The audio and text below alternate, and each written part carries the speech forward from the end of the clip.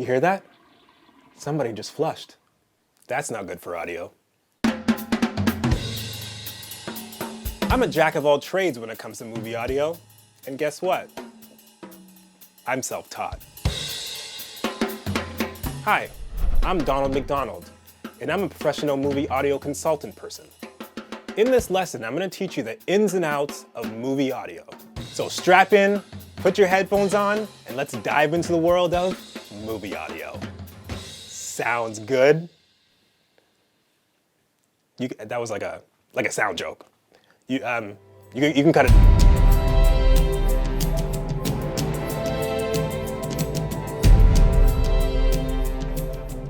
Things make sounds, and it's my job to find the things that sound like the sounds the thing sounds like. That way, when people hear things make sounds in movies, those sounds will sound like what those things sound like in real life.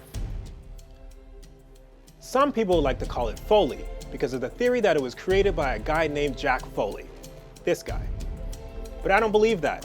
I'm pretty sure I'm the one who figured this out.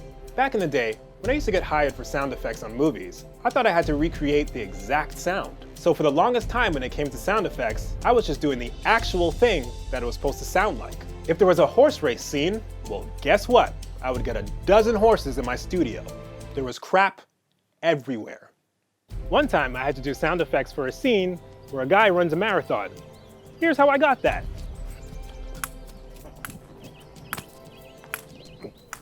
I'm gonna go get him.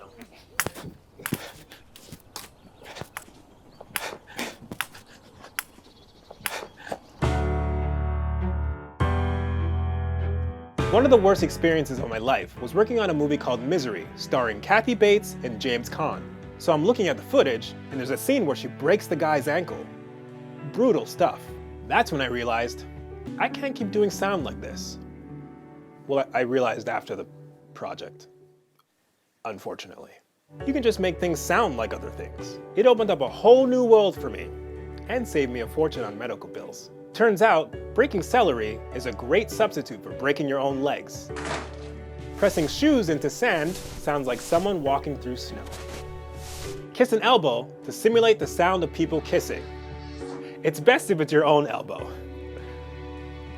I've come to learn. So my advice to you is to always be on the lookout for things that sound like other things. Get weird with it. You'll never know what something's gonna sound like until it comes in contact with other things.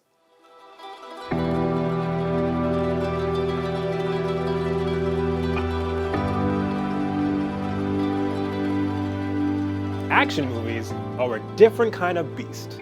And I give the same advice to every executive I harass. Hire Hans Zimmer. He revolutionized the genre by becoming the godfather of a very important sound.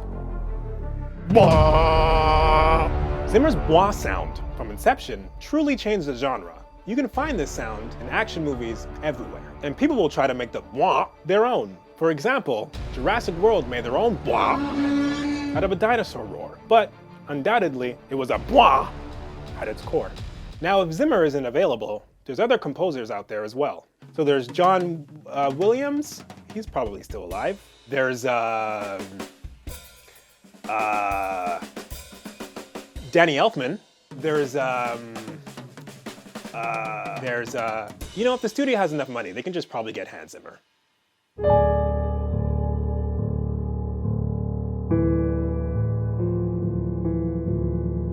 When it comes to horror, the jump scare is an important tool. Ah! See? In terms of volume, you need to go from 0 to 100 real quick, like Drake, minus the Toronto obsession. Whether it be violin or drum hit, you need to get so loud with it so fast, so the viewer gets jolted into fight or flight mode. It can be a tricky thing to perfect. That's why I like to practice on strangers in the street and people in my building.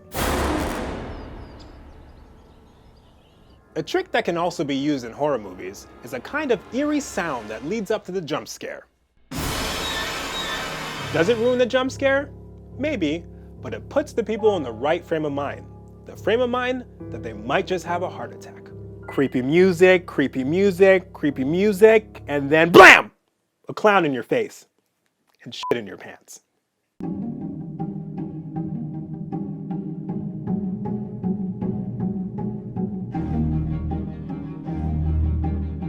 At the end of the day, what we're trying to do with sound is to make people feel something. We want to make them feel as if a horse just ran by, or like if I just broke my leg.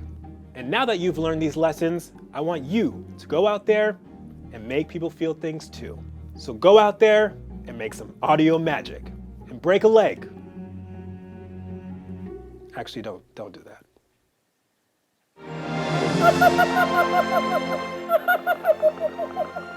That could be Elmo. Horse.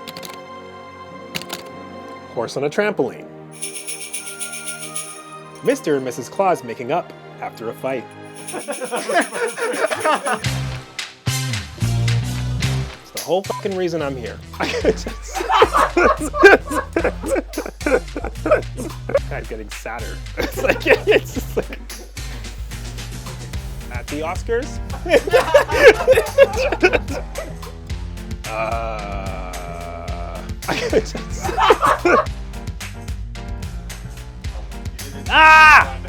How many of you think we should cut that out? Just show hands. Show hands means to raise your hand.